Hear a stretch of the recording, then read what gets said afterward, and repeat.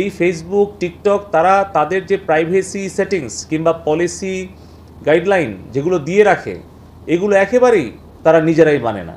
এবার দেশজুড়ে বাসাবাড়ি পর্যায়ে পরীক্ষামূলক ব্রডব্যান্ড ইন্টারনেট সেবা চালু হয়েছে। একই সঙ্গে শুক্র ও শনিবার পর্যবেক্ষণ করে অ্যামটবের সঙ্গে বৈঠকের পর আগামী রবিবার থেকে মোবাইলের 4G নেটওয়ার্ক তথা ইন্টারনেট সংযোগ চালু হওয়ার আভাস দিয়েছেন টেলিযোগাযোগ ও তথ্য প্রযুক্তি প্রতিমন্ত্রী জুনাইদ আহমেদ পলক। মোবাইল ফোনের ইন্টারনেট আগামী রোববার বা সোমবার চালু হতে পারে বলে জানিয়েছেন ডাক, টেলিযোগাযোগ ও তথ্য প্রযুক্তি প্রতিমন্ত্রী পলক। তিনি বলেছেন, রবি বা সোমবারের মধ্যে মোবাইল ইন্টারনেট চালু হতে পারে। এ সময় তিনি বুধবার রাতে দেশজুড়ে বাসাবাড়িতে পরীক্ষামূলক ইন্টারনেট সেবা চালু করার কথা জানান।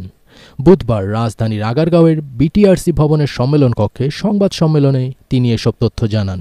দপ্তর এবং ব্যাংকিং খাত, ব্যাংকসমূহ তারা তাদের আর্থিক লেনদেন, বৈদেশিক লেনদেন সবকিছুই আবার খুব স্বাভাবিকভাবে করতে পারছে। সামগ্রিকভাবে আমাদের কর্মকাণ্ডকে স্বাভাবিক অবস্থায় ফিরিয়ে আনার জন্য আমরা আজকে রাত থেকে সারা দেশেই আমাদের ব্রডব্যান্ড কানেক্টিভিটি আমরা সম্প্রসারিত করার সিদ্ধান্ত গ্রহণ করেছি। আমরা আগামী রবিবারের মধ্যে আমরা চেষ্টা করছি প্রথমে মোবাইল 4Gটাকে নর্মাল করা।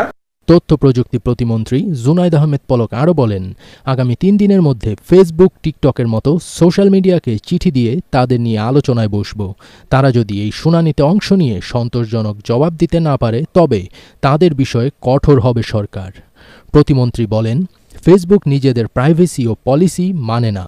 তারা আমাদের দেশের আইন মানছে না, আমাদের ধর্মীয় মূল্যবোধ, অর্থনৈতিক নিরাপত্তা ও শৃঙ্খলা কোনো কিছুকেই সম্মান দেখাচ্ছে না।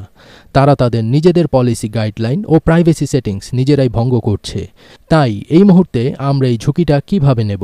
তারা এসে যদি সেই প্রতিশ্রুতি দেয় যে তারা এসব বিষয়ে দায়িত্বশীল আচরণ করবে, তখন আমরা বিবেচনা করে দেখব। এই ফেসবুক, টিকটক তারা তাদের যে প্রাইভেসি সেটিংস কিংবা পলিসি গাইডলাইন যেগুলো দিয়ে রাখে, এগুলো একেবারেই তারা নিজেরাই মানে না।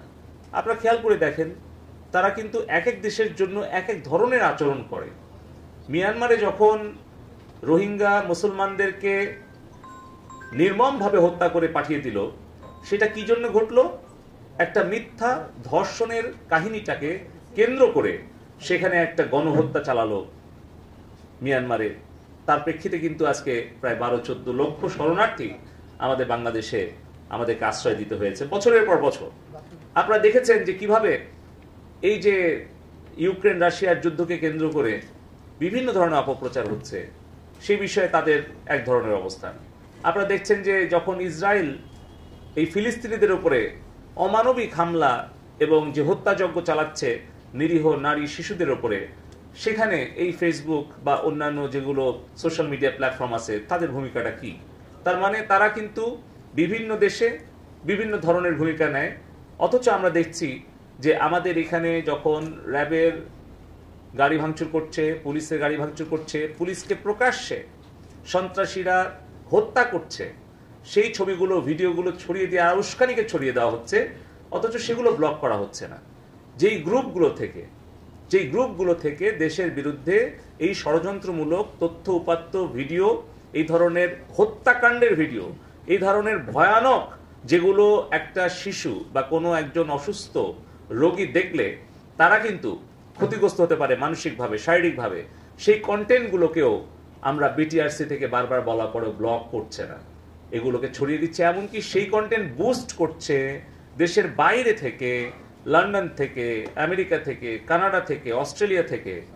তারা কোনো ভূমিকা রাখছে না। তারা ওই বুস্টিং এর পয়সা পাচ্ছে, হাজার হাজার লক্ষ লক্ষ ডলার তারা আয় করছে, আর আমার দেশের জনগণ জীবন দিচ্ছে। ফার্স্টবিট